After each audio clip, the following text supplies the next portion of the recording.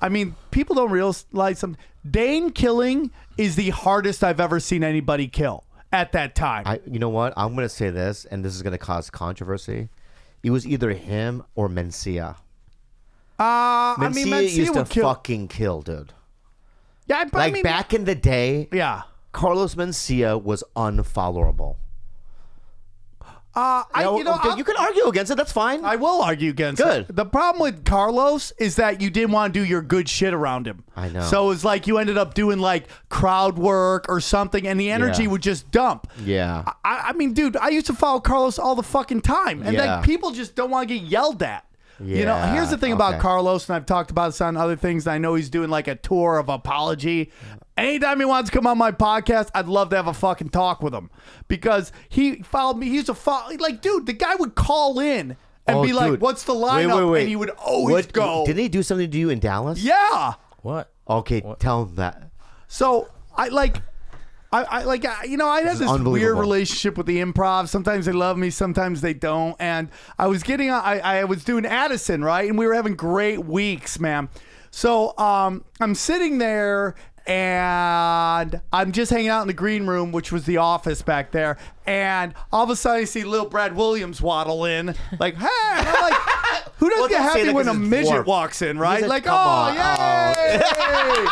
Yay! I don't want to laugh at that. He's normal. They don't waddle. I'm like, it's Brad Williams. And I go, oh, fuck. Well, that's when you knew. That Carlos was coming, dude. Yeah. He's kind of like the court gesture. Oh, okay. That walks at the time. The king is coming. You know what I mean? Right. We are the Bible. So anyways, he comes up. And I'm like, oh, Brad's here. Fuck, I love Brad. It's not his fault. He's just, trying to get a career And sometimes going. he'll probably be like, I'm sorry, he's coming. I'm sure. Yeah. I'm sure. I love Brad. He's a great guy. Become a great comic. So anyways, Carlos comes in with this fucking cartel of Mexicans. Like, just like 10 Mexicans with him, right? Yeah. And he's literally like shaking everybody's hands in the room. But he shakes my hand. He doesn't make eye contact with me.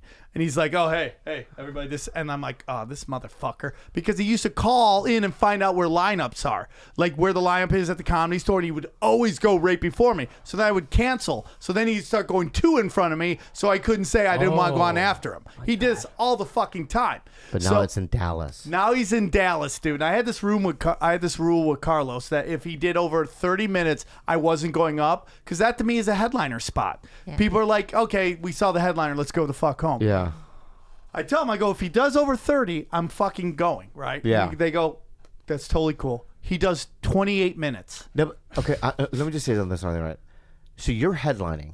Yes. You're on the billboard. I am the headliner. At the Improv. Yes. He comes in. Yes. And he said, what he didn't ask. Okay, but what does a manager say? It's like, I know you're headlining, but Mencia's going to go up? I mean, how does that work? Mencia wants, because what happened was this was just after the Joe Rogan snuff film came out. And he wasn't selling tickets in theaters. So he was trying to go around to muster up people to come see him in the theater. And so he didn't even ask. He's like, yeah, he wants to do a guest spot. And I'm like, dude, I would ask. No. But can't you go, no? I don't have that kind of power. Yeah, you do. I mean, I did. Well, I didn't feel at the time. Like, you know what? They didn't go, hey, should we play? I would be like, no, I'm headlining. Yeah. I know he's a big star or whatever at the time, but I'll be like, no. I mean, that's just not right. It's just there's wrong and right, and I know it's about the bottom dollar, but it's like. But I don't think he sells any at that point. Listen, I get it for the club. At the time, it means like people go, oh, dude, Carlos Mencia popped in. At the time, that meant something. So anyways, he goes up there, and if you listen to him on the Mark Maron podcast, he talks about how he liked to teach people lessons. What lesson was there to be learned? That he was the alpha dog he wanted to teach. That's not a lesson. That's just a form of dominance. That's what he's trying to do. But dog, I'm OROG,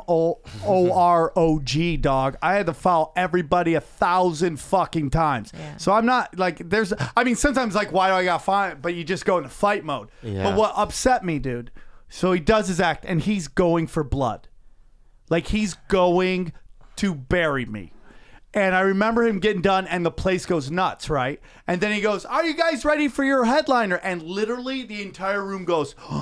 I hear a. Someone's got to. They're all thinking someone's got to fucking foul this. Fuck. And then I swear to God, for the first time in my life, I got tunnel vision, and I was like, "Oh fuck, that person's me." I gotta go up now. Oh my God. So he does the thing that is unforgivable at this moment. He introduces me and runs off stage. Doesn't even wait to shake my hand, say thanks for putting me up. Runs like, and that's how I knew he was trying to teach me, because I'm coming this way. He runs this way. He runs off stage. I have to go up on stage. I have this joke I do that does really well when you follow a murderer. And I drop it, and the place explodes, and I crush for an hour. Yeah. People still come up to me that were there at the club that wow. time. Amazing. And they're like, dude, I remember. And I got off stage, and so I go to I crushed. I couldn't believe it. I'm like, well, I'm fucking crushing. Yeah.